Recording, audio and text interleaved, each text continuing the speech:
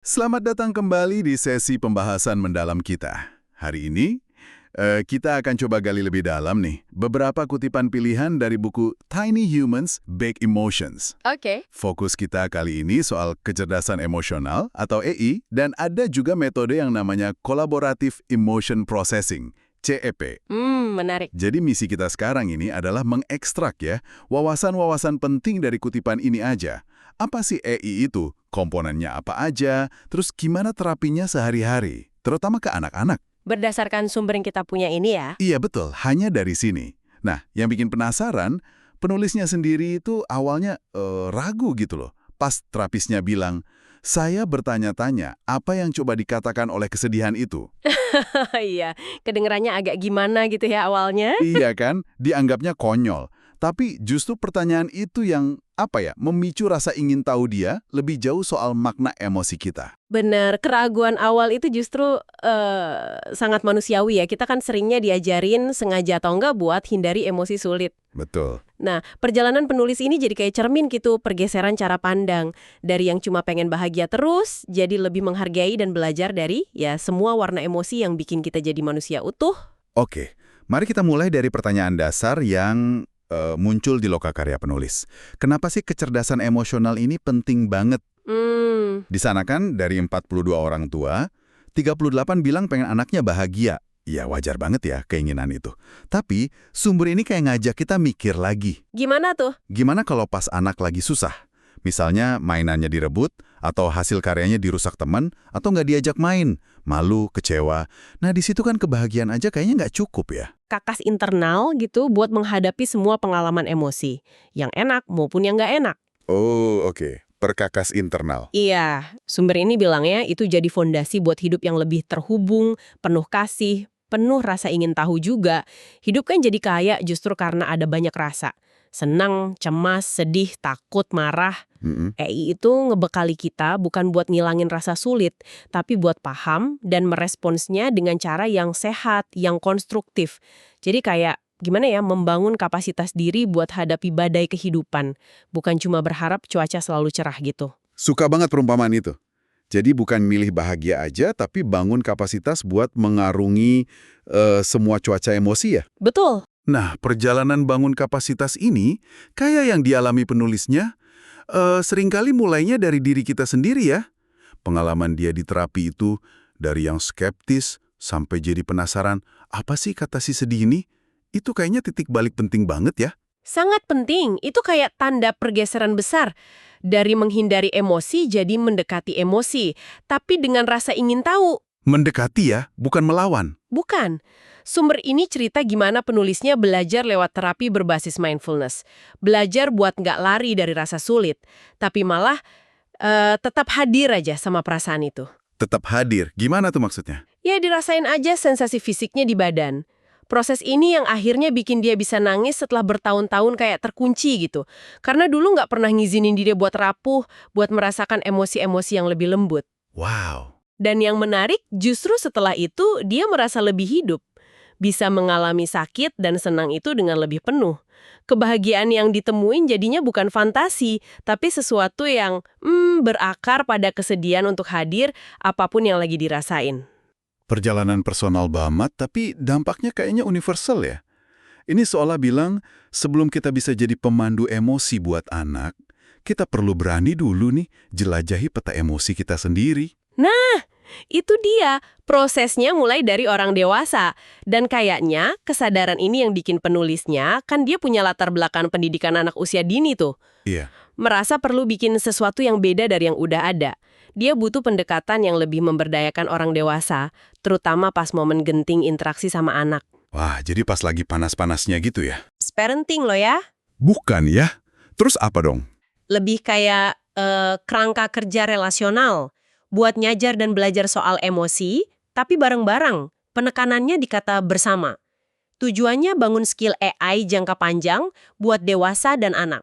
Oke, bareng-bareng. Kuncinya yaitu tadi, mulai dari kesadaran dan kapasitas si orang dewasa buat proses emosinya sendiri.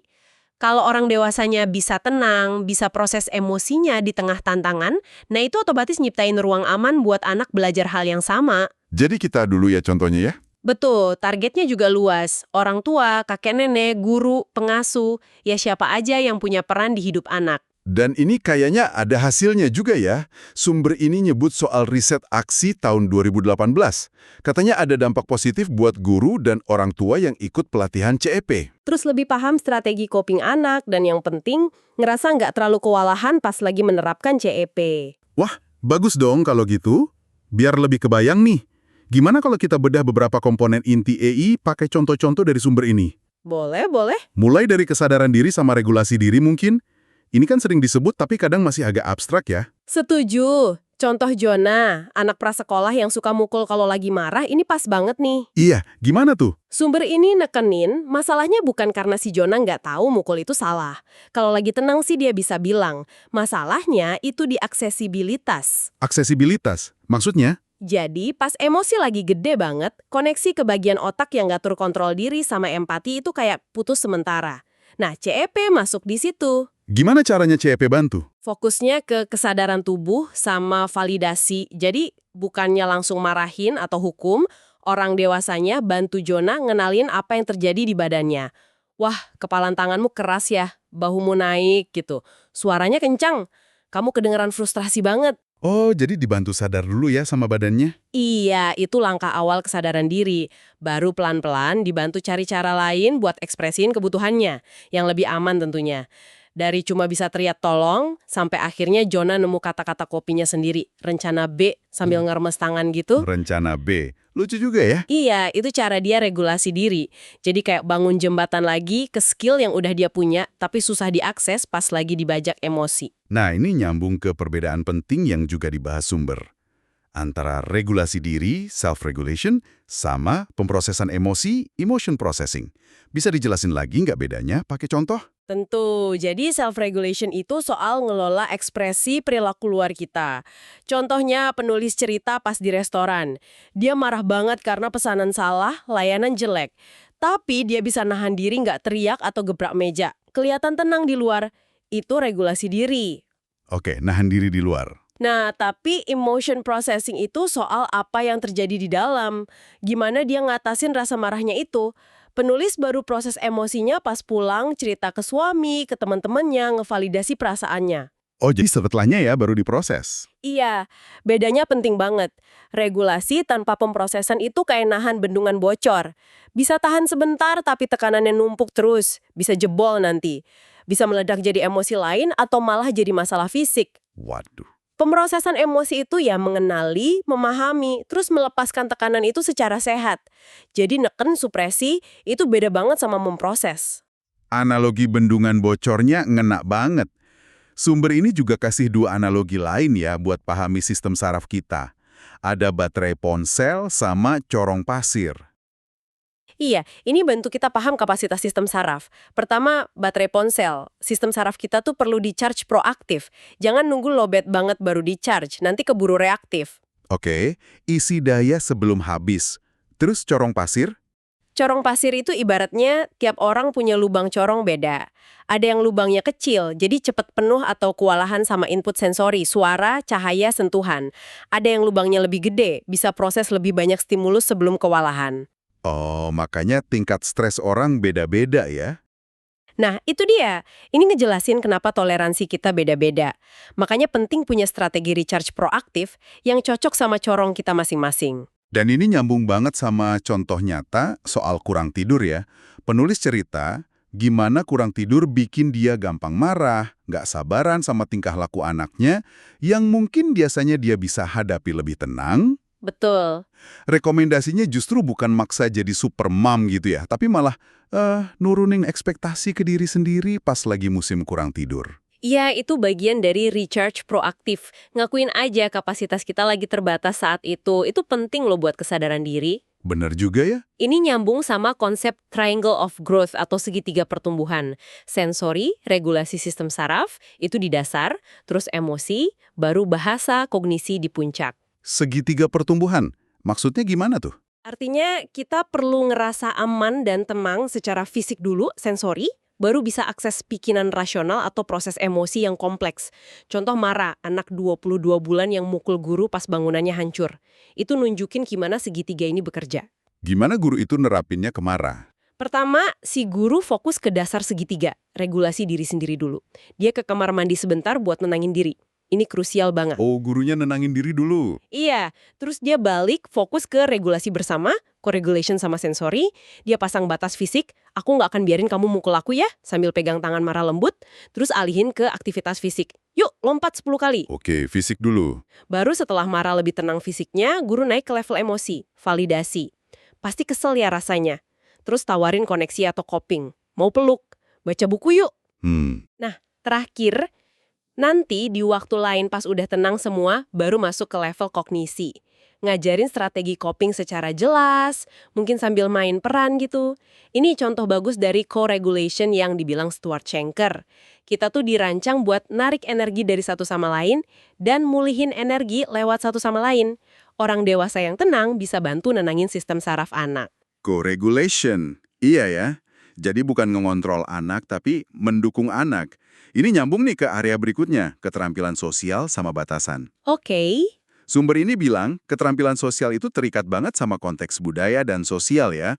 Contoh cerita kata F di kelas prasekolah itu, detail banget dan bagus deh. Iya, cerita itu nunjukin beberapa hal penting. Pertama, gimana perilaku ya kayak pakai kata kasar ini bisa nyebar di grup anak-anak.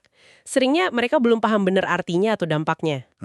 Ikut-ikutan aja gitu ya. Bisa jadi. Kedua, gimana respon orang dewasanya? Guru di cerita itu nggak cuma ngelarang. Dia ambil beberapa langkah. Satu, jelasin ekspektasi sosial buat konteks kelas. Kata ini nggak kita pakai di sekolah ya. Dua, validasi kemungkinan perasaan di baliknya. Mungkin niru, mungkin frustrasi. Tiga, ajarin soal konteks. Mungkin di rumah boleh kalau keluarga oke, tapi di sekolah beda aturannya. Wah, lengkap ya. Jadi ngajarinnya nggak hitam putih, boleh nggak boleh aja. Betul, ini ngajarin keterampilan sosial yang lebih nuanced gitu. Dan ini nyambung ke soal batasan. Sumber ini kan bedain banget antara batasan, boundaries, sama ancaman, threats. Gimana bedainnya dalam praktik sehari-hari? Beda utamanya di fokus sama tujuan. Batasan itu fokusnya ke apa yang Anda akan lakukan buat jaga diri atau nilai Anda. Contoh, aku nggak akan lanjut diskusi kalau ada yang teriak. Aku balik lagi kalau kita udah bisa ngomong tenang. Fokusnya ke tindakan Anda. Oke, tindakan saya. Tujuannya ya melindungi ruang Anda atau jaga kualitas interaksi. Nah, sebaliknya, ancaman itu tujuannya ngontrol perilaku orang lain.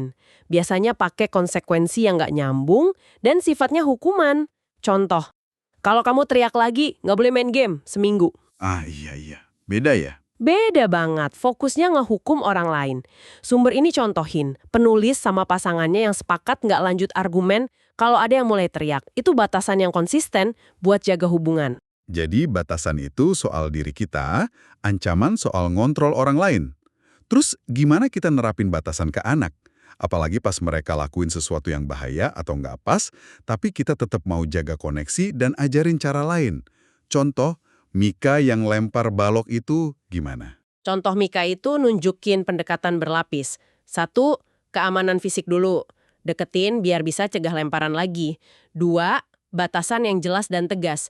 Mama papa nggak akan biarin kamu lempar balok lagi ya. Tegas ya? Iya. Tiga, coba pahami kebutuhan atau perasaan di baliknya. Validasi. Kayaknya kamu pengen ada yang main bareng ya? Atau kayaknya kamu lagi marah nih. 4, tawarin alternatif yang boleh. Kamu bisa bilang main yuk atau sentuh lengan mama papa terus bilang main. Oh, dikasih pilihan lain yang boleh. Betul. Tujuannya bukan cuma bikin anak nurut, tapi jaga keamanan sambil ngajarin cara interaksi atau ekspresi diri yang beda. Kuncinya juga nemuin iya di dalam tidak. Iya, di dalam tidak maksudnya? Misalnya, nggak boleh panjat meja ya, kamu boleh panjat sofa. Jadi tetap ada pilihan dan otonomi buat anak, tapi dalam batas yang aman. Wah, nemuin iya dalam tidak. Itu bagus banget pendekatannya. Nah, komponen EI berikutnya ada empati sama motivasi. Gimana sumber ini nyambunginnya ke kerangka EI? Empati, kemampuan buat paham dan ngerasain sudut pandang orang lain, itu sebenarnya udah tersirat ya di contoh-contoh tadi. Oh iya ya. Iya, paham kenapa Jonah butuh bantuan regulasi pas marah, ngerasain frustrasinya marah pas bangunannya hancur, atau paham kebutuhan anak-anak di cerita kata Feh buat belajar aturan sosial, itu semua butuh empati dari orang dewasa. Empati bikin kita bisa respons kebutuhan di balik perilaku, bukan cuma perilakunya aja. Oke, paham. Kalau motivasi gimana? Sumber ini kan nyebut soal beda motivasi intrinsik sama ekstrinsik. Ngutip Daniel Goleman juga. Relevansinya apa nih? Motivasi intrinsik itu kan datang dari dalam ya. Kita lakuin sesuatu karena senang atau ngerasa itu penting. Kalau ekstrinsik dari luar, hadiah atau hukuman. Kita mau numbuhin motivasi intrinsik. Tapi sumber ini juga realistis kok. Motivasi ekstrinsik kadang perlu juga misal buat tugas rutin. Kaitannya sama AI adalah gimana kita dukung tumbuhnya motivasi intrinsik.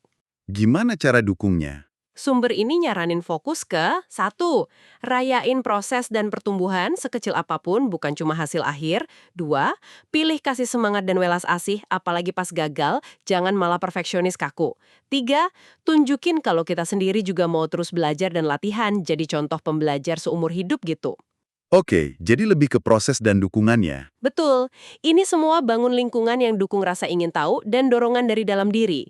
Nah, semua komponen AI ini, sadar diri, regulasi, sosial, batasan, empati, motivasi, itu nggak berdiri sendiri loh.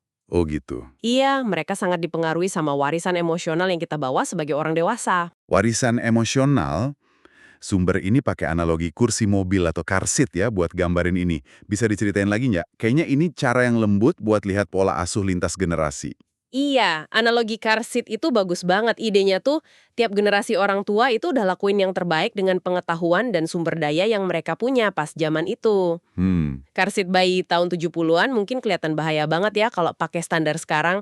Tapi dulu itu udah teknologi paling canggih. Sama kayak pola asuh. Oke. Cara kita dibesarin mungkin praktek terbaik di masanya, berdasarkan pemahaman waktu itu.